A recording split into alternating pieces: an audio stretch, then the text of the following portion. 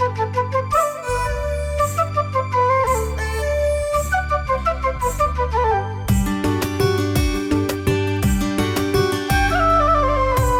यो बदल्नु छ, सुरु गरौँ आफैबाट। जोस जागर फिजाउँदै इलम गरौँ आजैबाट। पर्दैन है विदेश जानु, आए गर्जन यही गरौँ।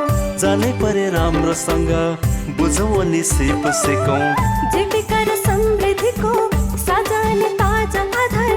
हाम्रो एउटै आराधना रोजगार हाम्रो सरकार, रोजगार हाम्रो सरकार। कुनै साना कुनै ठुला, कुनै मोटा त कुनै दुब्ला, कुनै बसेका अनि कुनै चाहिँ उठेका, करिब 50वटा गाईहरू काठमाडौँको व्यस्त र भरिभराउ सहरको एउटा कुनामा निर्माण गरिएको यो शान्त गोठभित्र समृद्धि र स्वरोजगारीका यी जीवन्त माध्यमहरू अनि यिनैसँग रमाउँदै यही सानो संसारमै ठूलो सपना देख्ने यही जाँगरिला मानिसहरू जसको जीवन नै सत्कर्ममा बित्छ, आशामा बित्छ अनि बित्छ सधैँभरि सकारात्मक सोचमा।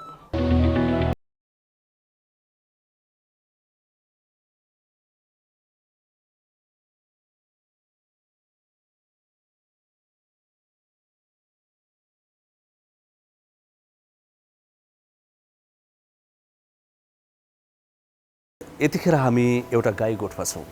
यो काठमाडौँको पेप्सी खोलामा रहेको एउटा गाई गोठ हो। यहाँ 50वटा गाईहरू छन्।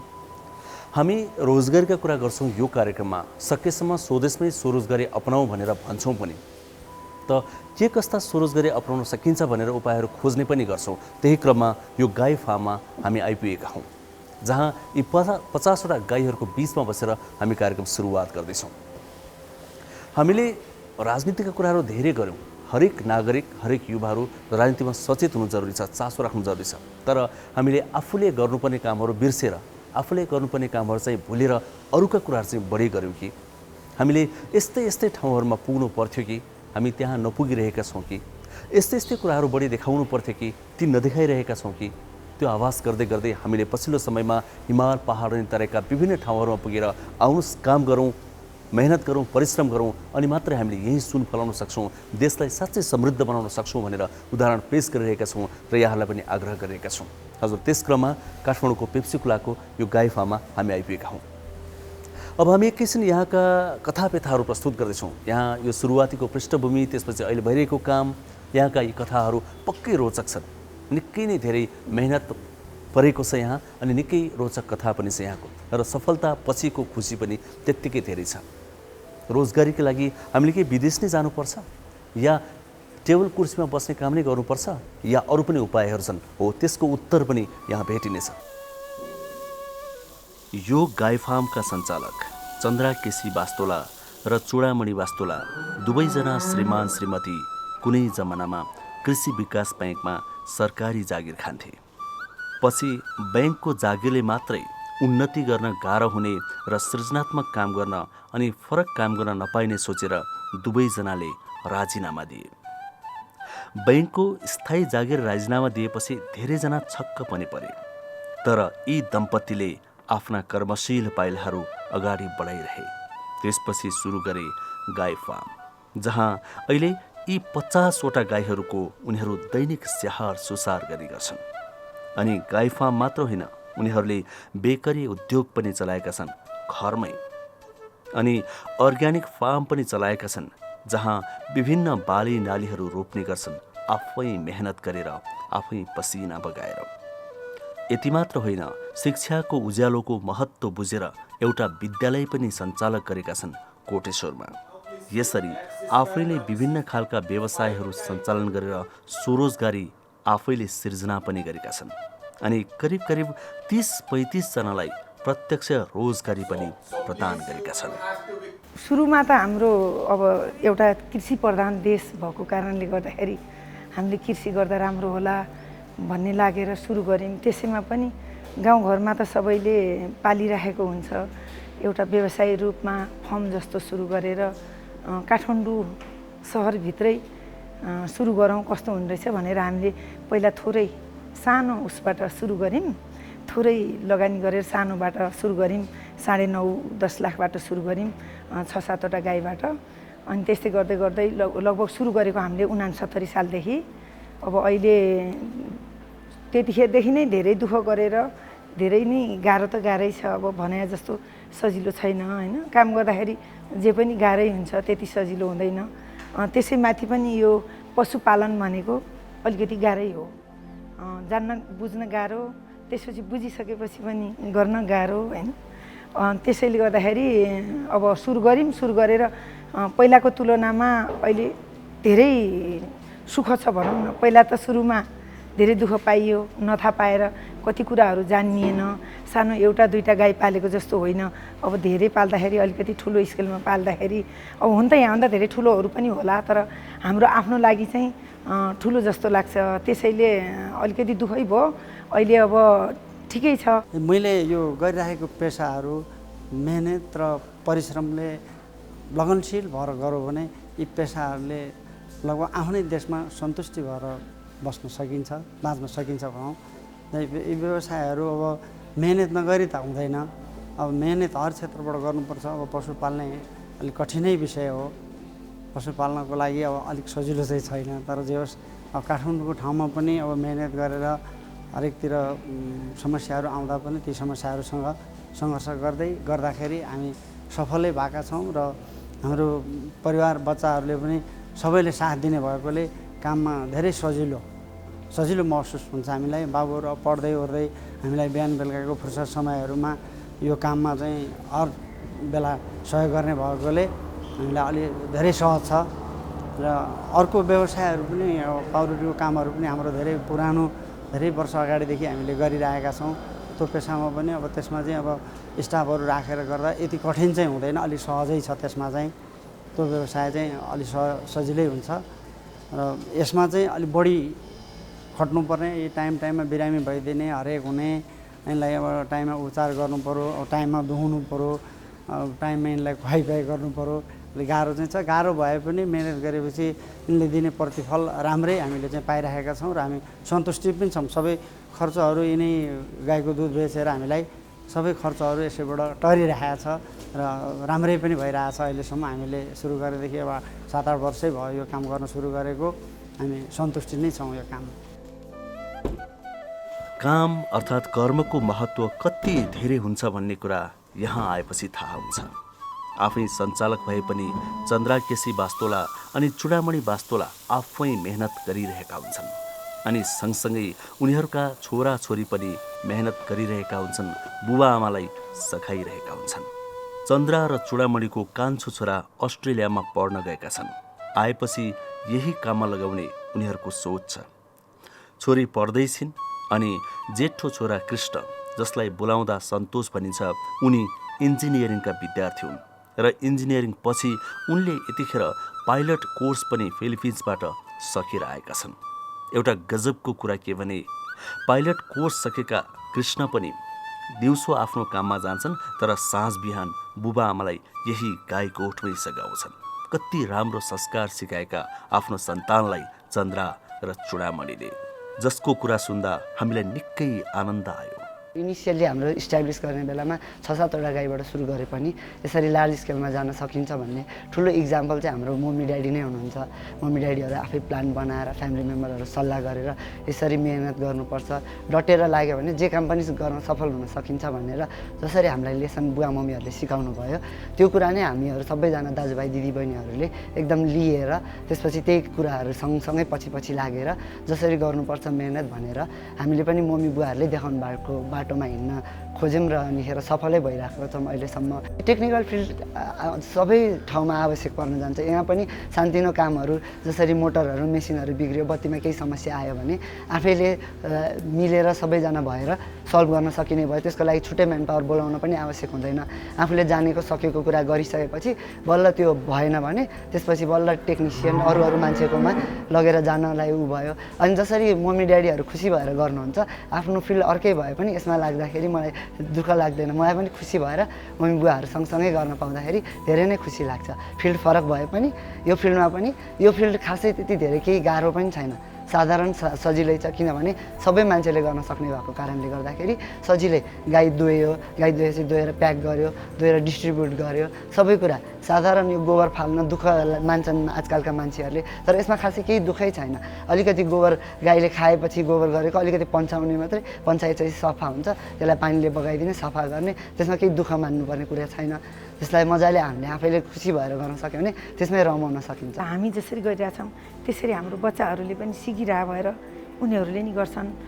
खुसी लाग्छ, किनभने बाबुले बाहिर गएर पाइलट ट्रेनिङ गरेर आयो होइन। आइसकेपछि मैले भने बाबु गाईको फर्म किन्ने मान्छे आछन्, गाईको फर्म बिक्री गर्न पर्यो, अब तिमीलाई पनि गाह्रो हुने भयो, पाइलट भएर आइसकेपछि त अब जागिर खाने, अब यतातिर कति दिन मलमा डुब्ने, कति दिन गाई दुनी, अब तिमीले चाहिँ जागिर खान जानुपर्छ, गाईको फर्म बेचौँ, रेट राम्रो आछ भन्दाखेरि बाबुले होइन मम्मी त्यसो नगरौँ, तिमी त यो पाइलटको फर्म राम्रो हुँदैन भनेर मैले बाबुलाई सोच्दाखेरि बाबुले भन्यो होइन मम्मी म त फर्मको पाइलट हो, पाइलटको फर्म होइन, म त पहिलाको पाइलट होइन नि, यो फर्मले मलाई पाइलट बनाएको, त्यसैले फर्मको पाइलट हो म, त्यसैले यो फर्म पहिला हो, म पुरानो होइन, म नयाँ हो, म गर्छु किन नगर्ने, यही पेसा अहिले राम्रै भइरहेछ, हामीलाई घाटा छैन, कमाइ 2 पैसा भइरहेछ, यही पैसा लगेर अर्को ठाउँमा लगानी गऱ्यौँ भने नयाँ पेसा सुरु गर्नु पर्यो,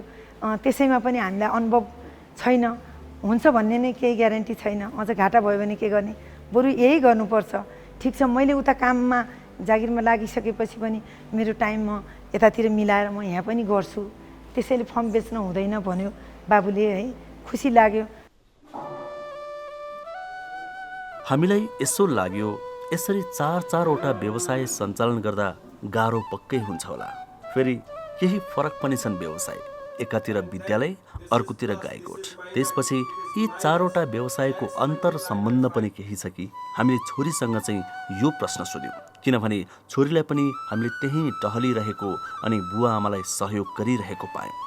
छोरीको उत्तरले हाम्रो पनि चित्त बुझ्यो। हामीहरूले चाहिँ बेकरी पनि छ, एउटा अर्ग्यानिक फार्म छ, एउटा हाम्रो यो भइहाल्यो, गोठ भइहाल्यो होइन गाईको, अनि त्यसपछि हामीको स्कुलमा पनि इन्भेस्ट गरेको छौँ हामी अलिअलि।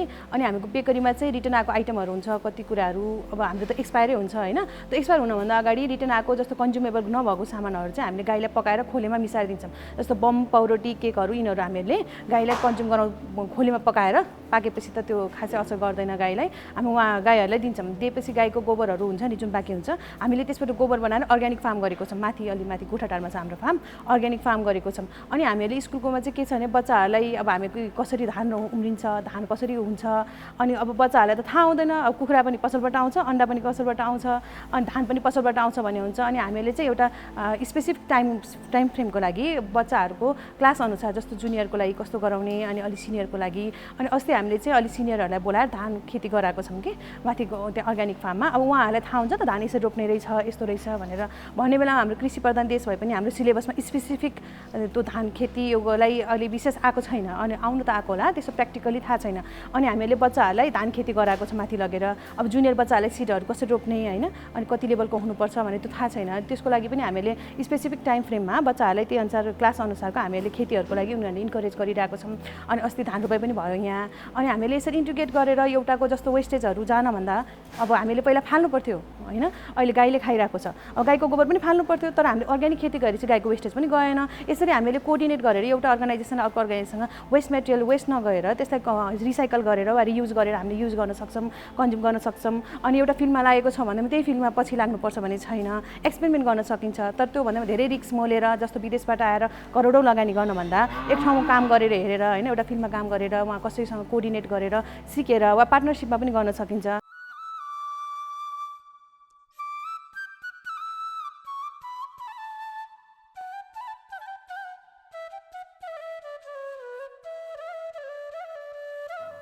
यसरी बालबालिकालाई पनि यस्ता खालका मौलिक संस्कृतिहरू सिकाउने यो प्रयास पनि हामीलाई निकै मन पर्यो। सफलता भन्ने कुरा बाटोमा भेटिँदैन, जसका लागि निकै धेरै मेहनत गर्नुपर्छ, त्यो पनि निरन्तर। अनि परिश्रमको अर्थात् मेहनतको फल मिठो पनि हुन्छ, जुन कुरा चन्द्रा केसी वास्तोला, चुडामणि वास्तोला र उनीहरूको यो परिवारले राम्रोसँग देखेको छ। सङ्घर्ष धेरै छ यो परिवारको, सङ्घर्षको कथा निकै लामो छ, सँगसँगै अहिले पाएको यो सफलतामा सन्तुष्टि पनि धेरै छ। महाकवि लक्ष्मीप्रसाद देवकोटाले यात्री कवितामा चुम्दछ ईश्वर काम सुनौला गरिरहेको हात भन्ने पंक्ति त्यसै लेखेका होइनन्, जुन कुरा हामीले यस्ता यस्ता ठाउँमा गएपछि धेरै आभास गरेका छौँ र यहाँ पनि त्यो कुरा प्रमाणित भएको हामीले पायौँ। महिना मरेपछि निश्चित तलब आउने र एक खालको नियमित काममा बाँधिने जागिरभन्दा पसिनाको यो संसार निकै उत्कृष्ट लाग्यो हामीलाई पनि। सुरुमा त हाम्रो यहाँ थिएन, माथि थियो फर्म। त्यतिखेर चाहिँ अलिक गाह्रो थियो, बिहान 3 बजे उठेर माथि जानु पर्थ्यो, माथिबाट दुध बाँड्दै लिएर आउनु पर्थ्यो, धोएर बाँडेर। अहिले बाबुहरू दुइटै बाहिर जाने भन्ने कुरा भएपछि यहाँ घर नजिक लिएर आयौँ। घर नजिक लिएर आएपछि 3 बजे उठे पनि 3 बजेबाट यहाँ काम सुरु हुने भएकोले पहिलाको तुलनामा दुःख छैन, सुख छ। तर जुन फर्म हामीले पहिला गरेका थियौँ त्यसमा अहिले तरकारी खेतीहरू सबै कुराहरू फलफुलहरू लगाइरहेका छौँ। लगभग 3 बजेदेखि उठ्नुपर्छ र सबैजना 3 बजेदेखि उठ्नु पर्दैन, 2 जनाले कम्प्लिट सफाइ गरिसकेपछि अनि अरू उठेर 4 जना जतिले दुध दुहुनुपर्छ यहाँ। त्यसैले सबैजना 3 बजे उठ्नु पर्दैन, 4 बजेबाट त दुहुन सुरु हुन्छ।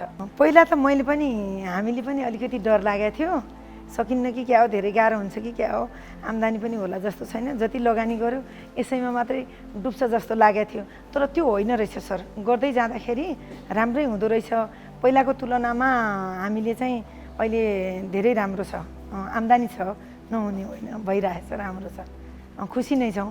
छोराछोरीलाई पढाउन, आफ्नो घर खर्च यसो उसो गर्न यसैबाट चलाइयो भनौँ न। योभन्दा अगाडि पनि अहिले पनि खर्च कटाएर बचत हुन्छ, ठिकै सन्तोषजनकै छौँ। गर्न सक्ने हो भने राज्यकै मुख किन ताक्ने र आफैले पनि गरे भइहाल्छ। अहिलेसम्म खै हामीले ल्याएको छैनौँ, केही पनि ल्याएको छैनौँ, हामीले आफैले गरिरहेछौँ होइन, सकेका छौँ, गरेका छौँ। तर कोही मान्छेहरू राज्यको मुख ताक्ने र केही दिन्छ कि अनुदानको कुरा पनि धेरै आउँछ र केही सहयोगको कुरा पनि धेरै आउँछ नि। तर त्यो मुख ताकेर बस्ने हो भने अलिकति बिग्रिन्छ होला र मान्छे चाहिँ गरौँ कि नगरौँ जस्तो पनि हुन्छ होला होइन। आफूले नै गर्छु र कसैको पनि मुख ताक्दिनँ भन्ने हो भने राम्रो छ, सकिन्छ गर्न। किनभने सम्भावनाहरू धेरै छन्। तरकारी खेतीहरू लगायो भने आफ्नो बारीको खाने नि पारीको किन खाने, आफ्नो बारीमा छ भने बारीको खाने, पारीको नखाने। अब सकियो भने जति सक्यो तरकारी उत्पादन गर्यो भने जति पनि बिक्छ। आफूले तरकारी उत्पादन मात्रै गर्न सक्नु पर्यो, तरकारी बिक्छ। सिजन अफ सिजनहरूमा त्यही अनुसारले बिक्छ। तर इन्डियाबाट तरकारी आउँछ, त्यो तरकारी एकदम सस्तोमा आउँछ, त्यहाँका किसानहरूलाई सुविधा छ, हामीलाई त सुविधा छैन। त्यहाँबाट तरकारी आयो भने हाम्रो यहाँको तरकारीको रेट एकदम तल झर्छ। तर उनीहरूको जुन सुविधामा दिएको जस्तो गरेर हामीले तरकारी त दिन सक्दैनौँ नि। त्यस कारणले गर्दाखेरि किसानको मनोबल अलिकति त्यो घटेको हो। तर यहाँहरूले मनोबल नघटाउनुहोस्, गर्नुहोस्। कुनै दिन हाम्रो बारीको खाने दिन पनि आउला, उत्पादक र उपभोक्ताको सँगै एकदमै मिलन पनि होला। अब उपभोक्ता र उत्पादनको मिलन छैन, दोस्रोले दिने गरेका छन् बिचौलियाले, त्यो दिन पनि आउला र हामीले कुनै न कुनै दिन आफ्नो बारीको मात्रै मन पराउने खाने दिन पनि आउला र हामीले प्रतीक्षा गरौँ। सधैँ त यस्तो कहाँ हुन्छ र भनेर म चाहिँ यहाँहरूलाई भन्न चाहन्छु। अरू म जस्तै गरिरहनु भएको किसानहरूलाई म चाहिँ यही भन्न चाहन्छु। लाखौँ युवाहरू रोजगारीका लागि विदेश गएका छन्। स्वदेशमा अवसर नपाएर, आम्दानी नभएर परिवारको लागि अनि भविष्यको लागि ती युवाहरू खाडीमा पसिना बगाइरहेका छन्। के ती युवाहरूलाई यहीँ रोक्न सकिन्छ त? अर्थात् ती युवाहरूले यही नै यस्ता काम गर्न सक्छन् त? चन्द्रा केसी चुडामणिहरूसँग हामीले यो पनि प्रश्न गऱ्यौँ, किनभने यतिखेर हामीले कुराहरू स्वरोजगारीको गर्नु छ। ती लाखौँ युवाहरूलाई स्वदेशमै रोक्नु छ, त्यो पसिना यहीँ बगाउनु छ र यही नै सुन फलाउनु छ। चन्द्रा केसी वास्तोला र चुडामणि वास्तोलाको परिवारको यो अनुभव धेरैका लागि मार्गदर्शक बन्न सक्छ। हामीले यो निष्कर्ष निकाल्यौँ। जसरी विदेशको कुरा गर्नुभयो, विदेशमा गएर मान्छेहरू विदेश पलायन हुने, विदेशमै गएर पैसा आम्दानी गर्न खोज्ने, मेहनत गर्न खोज्ने गर्छन्, त्यसरी चाहिँ म पनि विदेश नगएको त होइन, म विदेश गएँ, तर विदेशमा गएर पढेर मेरो फिल्ड भनेको चाहिँ पाइलट ट्रेनिङ सकाएर म कमर्सियल पाइलट सकाएर आएको हो फिलिपिन्सबाट। फिलिपिन्स म करिब 16 महिना बसेँ अनि फिलिपिन्समा सबै ट्रेनिङहरू सकाएर आएँ। म फिलिपिन्स जानुभन्दा अगाडि पनि मेरो मम्मी बुवाहरूलाई सघाउँथेँ, यहीँ बसेर सानो काम गर्नदेखि लगेर सबै काम मम्मी बुवाको राइट ह्यान्ड बनेर यहीँ सघाउन जसरी सक्षम रहेँ त्यसरी नै विदेश पलायन होइन, बरु नेपालमै फर्केर केही गर्न सकिन्छ। आफ्नो मम्मी बुवाहरूसँगै बसेर आफै मम्मी बुवाहरूको छत्रछायामा बसेर उहाँहरू सँगसँगै प्यारलली अगाडि बढेर मेहनत गर्न सकियो भने सफल हुन सकिन्छ भनेर म आजकलको युथहरूलाई पनि त्यही मेसेज दिन चाहन्छु।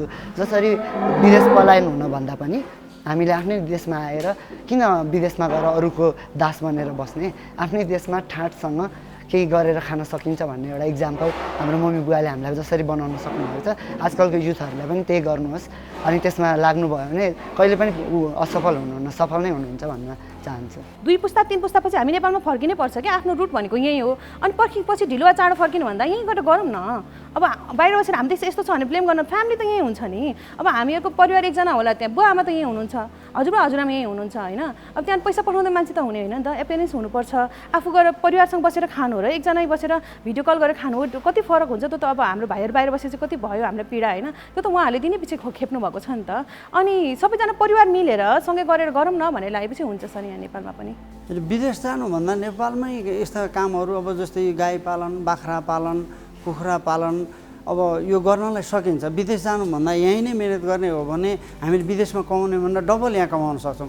किनभने अब हामीले चाहिँ हाम्रो नेपालमा चाहिने कुखुराको मासु सबै इन्डियाबाट ल्याउँछौँ, अन्डा इन्डियाबाट ल्याउँछौँ, गाईको दुधै हामी कहाँ नपुगेर सबै पाउडर दुधहरू इन्डियाबाट बोराका बोरा हामीले नेपाल भित्राउनुपर्छ। हामीले यो व्यवसाय हाम्रै देशमा गर्न सक्यौँ भने विदेशमा हामी जानै पर्दैन, किनभने दुधको आपूर्ति हामीले यहाँ पुरा गर्नै सकेका छैनौँ। अब यहीँ गर्ने हो भने विदेशमा गएर त्यो 10-20 हजार 40 हजार रुपियाँमा महिनौभरि चाहिँ रगत पसिना बगाएर विदेशको मुलुक भूमिमा खट्नै पर्दैन। त्यति मेहनत हामीले यहाँ हाम्रो देशमा गऱ्यौँ भने 40 को 80 हजार रुपियाँ महिनामा हामी यहीँ कमाउन सक्छौँ। र त्यो विदेशभन्दा यहाँ गर्न सके आफ्नो परिवारसँग बस्न पाइयो, बच्चा बच्चीसँग बस्न पाइयो, बच्चा बच्चीको रेखदेख भयो, सबै कुरो हामीलाई यहीँ नै उत्तम हुन्छ। यति नै गाई पाल्न, यस्तै दुःख गर्न सक्यो भने धेरै भौतारिन र धेरै ठुल्ठुलो लगानी गरेर केही काम गरौँ भनेर रिक्सी मल्न नपर्ला र विदेशमा गएर अर्काको मुलुकमा बस्न पनि नपर्ला। राम्रोसँग गर्न सक्नुभयो भने पहिला मैले जति दुःख पाए पनि अहिले जो मान्छे गर्न चाहनुहुन्छ, उहाँ सिक्न चाहनुहुन्छ, त्यो चाहिँ हामीले जानेको उहाँहरूलाई सिकाइदिन्छौँ। हामीले पनि अब दुःख सुख सबै कुराहरू यस्तो हुन्छ भनेर उहाँहरूलाई पनि भनिदिन्छौँ होइन। त्यसैले चाहने मान्छेहरू र इच्छा हुने मान्छेहरू सिक्न आउनुभयो भने हामी सबै कुराहरू भनिदिन्छौँ र गर्न सक्नुभयो भने राम्रो हुन्छ भन्ने लाग्छ।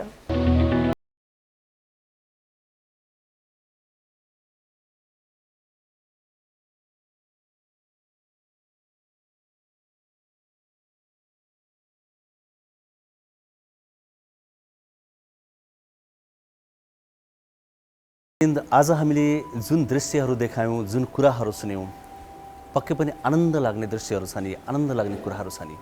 आखिर हाम्रो पृष्ठभूमि यही नै हो। हामी जहाँ पुगे पनि फर्किनु त आफ्नै देशमै पर्छ, आफ्नै गाउँघरमै पर्छ, आफ्नै वरिपरि नै पर्छ।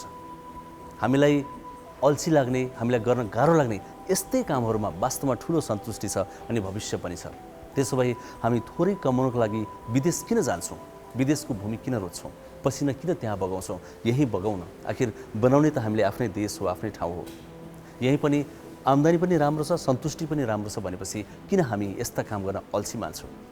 यदि उपाय थाहा छैन भने यस्तै ठाउँहरूमा गएर बुझ्न पनि सक्छौँ। काठमाडौँको पेप्सी खोला जहाँ यो गाई गोठमा हामी रहेका छौँ, यहीँ आएर पनि बुझ्न सक्नुहुन्छ। यदि तपाईँ काठमाडौँको हुनुहुन्छ भने यहाँका सञ्चालकले त्यो भन्नु पनि भएको छ। अनि एउटा मात्रै काम गर्दा डुबिन्छ कि भन्ने डर लाग्छ भने यस्तै खालका एकले अर्कोलाई सपोर्ट गर्ने धेरैवटा काम पनि गर्न सक्छौँ, जुन कुरा यहाँ हामीले पनि देख्यौँ। त्यसैले हामी फेरि पनि भन्छौँ, आउनुहोस् आफ्नै माटोमा सुन फलाउँ। हामी सक्छौँ यस्तै काम गर्न। विदेश जानै छ भने एकदमै धेरै विचार गरेर ध्यान पुर्याएर सिकेर मात्रै जाउँ, तर सधैँलाई होइन। केही समयलाई जाउँ, सिकौँ, त्यहाँ कमाएको सिप र पैसा यहीँ सदुपयोग गरौँ। आज हामी काठमाडौँको पेप्सी कोला स्थित यही गाई गोठबाट कार्यक्रम अन्त्य गर्दैछौँ। हामी फेरि पनि भन्छौँ, विदेश हाम्रो लागि होइन, स्वदेश नै हाम्रो लागि हो। हामीले पसिना यही बगाउने हो। यदि विदेश जानै छ र केही कुरा सोध्नु छ भने वैदेशिक रोजगार बोर्डमा सोध्नुहोस्। हामीले बारम्बार भनिरहेका छौँ, त्यहाँबाट सहयोग पनि प्राप्त हुन्छ, धेरै कुरा बुझ्न पनि पाइन्छ। तर फेरि पनि भन्छौँ, विदेश होइन, पहिला स्वदेश अनि मात्रै विदेश। यदि तपाईँ विदेश गएर काम गरेर फर्किनु भएको छ, के गरौँ भइरहेको छ भने पनि यस्तै यस्तै काम गर्न सकिन्छ। आउनुहोस् आजैदेखि सुरुवात गरौँ, हामीले नगरी कसले गर्छ। यो कार्यक्रम हामी यही अन्त्य गर्छौँ। कार्यक्रम टेलिभिजनका पर्दाहरूमा मात्र होइन, विभिन्न सामाजिक सञ्जालहरूमा पनि हेर्न सक्नुहुन्छ। हेर्दै आउनुभएको छ, हामीले त्यसको बारेमा विस्तृत जानकारी स्क्रिनमा पक्कै पनि देखाइरहेका छौँ। यतिन्जेल कार्यक्रम हेर्नुभयो, यो आत्मीय साथको लागि यहाँलाई धेरै धेरै धन्यवाद। समाज यो बदल्नु छ, सुरु गरौँ आफैबाट। जोस जागर फिजाउँदै इलम गरौँ आजैबाट। पर्दैन है विदेश जानु, आए गर्जन यही गरौँ। जानै परे राम्रोसँग बुझौँ अनि सिप सिकौँ। जीविका र समृद्धिको साझा अनि ताजा आधार। हाम्रो एउटै आराधना, रोजगार हाम्रो सरकार, रोजगार हाम्रो सरकार।